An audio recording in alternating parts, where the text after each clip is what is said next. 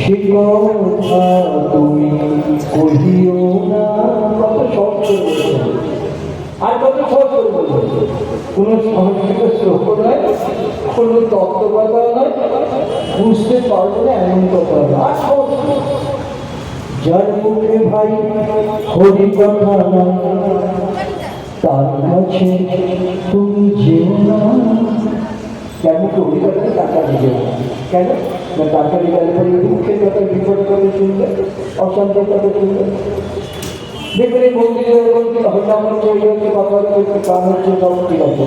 যখনই কেউ চুপচাপ বসে আছে দেখবেন ওই অপরের সংসারে যে পরিকাচারী হয় আলোচনা হবে হবে, এটা স্বাভাবিক। এটা আসলে শুরু করতে হবে, সব জায়গায় হয় কি না? হ্যাঁ, এটা হবে, এটা নিয়ম। তো সেই জন্য বলছে, যার মুখে ভাই হরি কথা নাই তার কাছে তুমি যেও না। যে কথা কুকথা হরি রে ভুলাই সে কথা তুমি কহিও না। যার মুখে হরি কথাই তার কাছে যেও না। বলছে তার কাছে দুঃখের কথা, ব্যথার কথাই শুনবে, আনন্দের কথা তো শুনবে না। তুমি তো আনন্দ চাও, তার কাছে যেও না।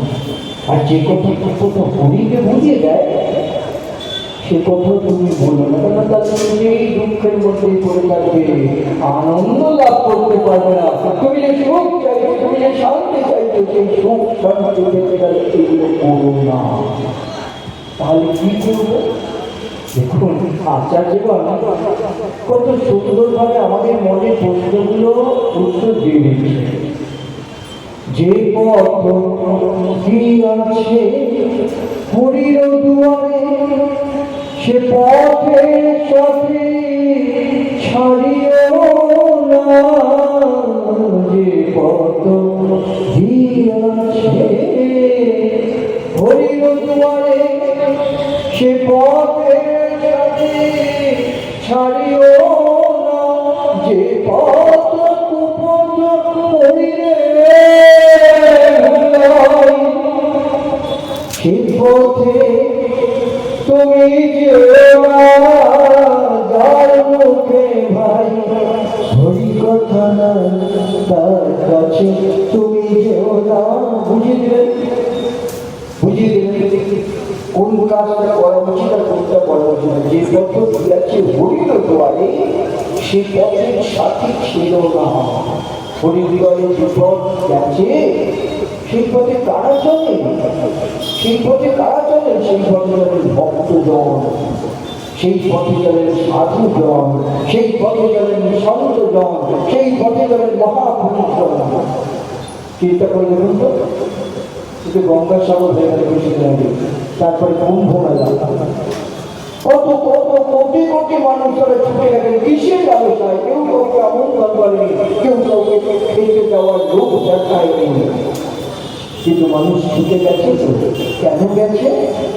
ওই হরির দুয়ারের পথটা গেছে, সাধু সন্ত ভক্তগণ গেছে। তাই কোটি কোটি মানুষ ওই কুম্ভ মেলায় ছুটে গেছেন। কত বৃদ্ধ মায়েরা গেছেন যারা চলতে পারছেন, হাঁটতে পারছেন না। কত অসুস্থতা নিয়ে মানুষ গেছেন। কেন গেছেন? ওই আকর্ষণ। কোন আকর্ষণে? ওই খেতে দেবো এসো, লোক জমায়েত করবো, খেতে দেবো এসো, না না এই লোক কেউ দেখা নেই। কিন্তু মানুষ ছুটে গেছেন কত কষ্ট করে, কত কিছু লাগছে না, কত কিছু উপেক্ষা করে তাই চলে গেছে। কেন গেছেন? ওই যে ভক্তজন চলেছেন, সাধকজন চলেছেন, তাদের কাছে চলো, তাদের স্পর্শ নেব, জলে স্নান করবো, সাধু সন্তগণের চরণগুলি মাথায় নেব। যে পথ গিয়াছে হরির দুয়ারে সে পথে সাথে ছাড়িও না। যে পথ কুপথ হরিরে ভুলাই সে পথে তুমি যেও না। যার মুখে ভাই হরি কথা নাই তার কাছে তুমি যেও না।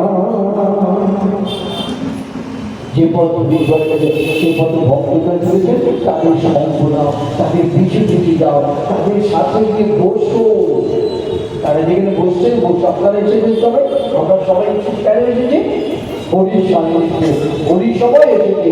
বিজয় শ্রী মন্দির, সেখানে এসেছে হরি সবাই। কেন এসেছে? হরির গুণানুবাদ কীর্তন করবো, হরি বলবো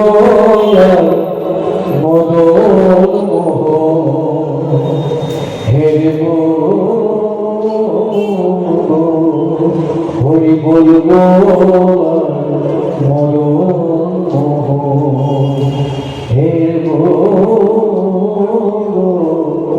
আমাদের লালসা একটাই, হরি বলবো আর চোখ দিয়ে তার গুণমা হরি দর্শন করবো। তাই আমরা এই হরি সবাই হিসেবে চলছি। এই হরির সান্নিধ্যে থাকবো বলে আমরা এসেছি। ভক্তরা চলেছেন, চলো চলো তাদের সাথে চলো, তাদের পাশে চলো, তাদের পাশে বসো। কেন? ভক্তের পাশে যদি তুমি বসো, ভক্তের অন্তরের বাতাস যদি তোমার শরীরে লাগাও, ভক্তের চরণগুলি যদি তুমি মাথায় নিতে পারো, তাহলে ওই ভক্তের যে লালসা শাস্ত্র বলেছে, লালসাই হচ্ছে একমাত্র মূল্য। কিসে? ওই চাবিটা থেকে পাওয়া। আমাদের মনে হয় কত কিছু লোক আছে, তাই না? বাড়ি গাড়ি লোক আছে, প্রধানমন্ত্রীর লোক আছে, অর্থের লোক আছে, কত কিছুর লোক আছে। বলছে না, তাহলে হবে না। তাহলে বলছে ওই লোকগুলোকে একদিকে সরিয়ে রেখে মনের মধ্যে ওই লোকটাকে আনতে বলবো, আর কেমন করে আসবে ওই লোকটা? বলছে ভক্ত সঙ্গ করলে পরে, ভক্তের অঙ্গের বাতাস দেহ লাগলে পরে, ভক্তের চরণ ধুলি দিলে পরে, ভক্তকে